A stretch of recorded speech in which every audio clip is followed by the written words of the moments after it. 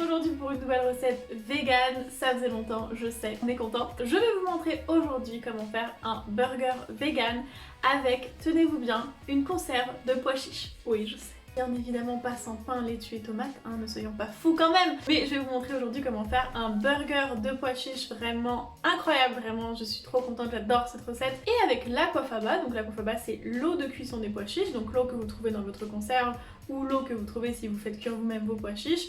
Avec cette aquafaba, je vais vous montrer comment faire une mayo vegan. On va donc mettre dans notre burger et qu'on va manger avec nos frites de patates douces. J'avais aussi envie de vous montrer comment on fait des frites de patates douces, parce que la patate douce c'est vraiment délicieux, c'est très intéressant nutritionnellement, mais c'est vrai que c'est pas facile de réussir à faire des frites de patates douces bien croustillantes, vraiment pas toute molle en fait. Je sais pas pourquoi la patate douce quand on en fait des frites, ça devient souvent un petit peu mou, un petit peu soggy. Et du coup je vais vous montrer aussi comment faire des frites de patates douces incroyables. Donc c'est parti pour la recette et n'oubliez pas à la fin si ça vous a plu de me mettre un petit pouce bleu. On va donc commencer par la préparation de nos burgers de pois chiches. Pour cela on va faire chauffer une cuillère à soupe d'huile neutre dans une poêle bien chaude et on va y faire revenir pendant 3 minutes à feu fort un oignon blanc émincé finement jusqu'à ce qu'il colore et qu'il devienne un peu plus tendre comme ceci. Ensuite, on va pouvoir ajouter une gousse d'ail émincée finement et la faire revenir pendant 1 minute jusqu'à ce qu'elle colore, mais faites attention à ne pas la brûler. Ensuite, on va venir mélanger dans un mixeur 400 g de pois chiches cuits, une gousse d'ail crue, une pincée de sel, une pincée de poivre, une cuillère à café de cumin, une cuillère à café de paprika fumé, une cuillère à soupe de jus de citron et une bonne poignée d'herbes de votre choix. Donc moi ce jour-là j'avais de la coriandre surgelée, bien pratique de chez Picard, mais bien sûr des herbes fraîches c'est mieux. Puis on va ajouter 2 cuillères à soupe de flocons d'avoine ou 3 cuillères à soupe de farine. Et on va bien mixer jusqu'à avoir cette consistance, donc ne mixez pas trop, il doit rester des morceaux, mais ça doit quand même faire une pâte comme vous le voyez, donc si c'est pas le cas, si c'est trop humide, ajoutez un petit peu de farine. Ensuite on va tout simplement mélanger dans un récipient notre pâte à base de pois chiches avec les oignons et l'ail qu'on a fait revenir précédemment. Et on va en prendre une portion et former avec nos mains des burgers. Donc moi par exemple j'en ai eu pour 4 burgers, mais ce qui compte c'est faire des burgers de la taille de vos pains à burger pour qu'ils se retrouvent pas trop larges ou trop petits. Donc voilà, regardez bien le diamètre de vos pains à burger et en fonction de ça, faites des burgers de la taille que vous préférez. Ensuite on n'a plus qu'à faire revenir dans un petit peu d'huile chaude nos burgers de pois chiches. Alors moi j'utilise la même poêle dans laquelle j'ai fait revenir mes oignons, mais vous n'êtes pas obligé. Et on va faire revenir 2 minutes de chaque côté sur feu moyen jusqu'à ce qu'ils soient bien dorés.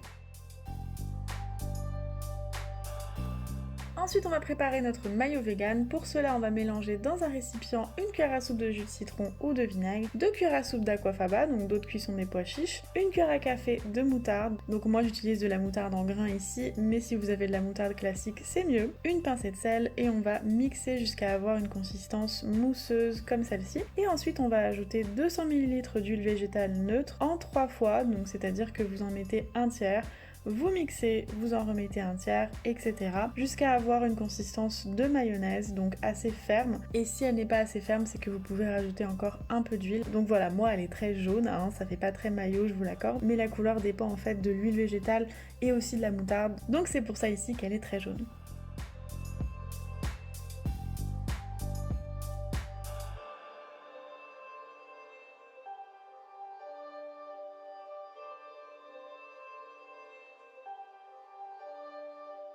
Et enfin on va faire nos frites de patates douces, donc pour cela on va prendre une patate douce moyenne par personne qu'on va peler et qu'on va ensuite couper en tranches de la même taille. On va ensuite couper en lamelles pour faire des frites et c'est très important qu'elles soient toutes de la même taille pour qu'elles puissent cuire de manière homogène. Ensuite on va les mettre dans un sachet plastique comme celui-ci ou le sachet de votre choix et on va rajouter une cuillère à soupe de fécule de maïs ou de fécule de pommes de terre, donc une cuillère à soupe par patate douce. Moi j'aime rajouter aussi un petit peu de paprika fumé. On va fermer le sachet et on va bien mélanger histoire que notre fécule soit bien répartie sur toutes les frites.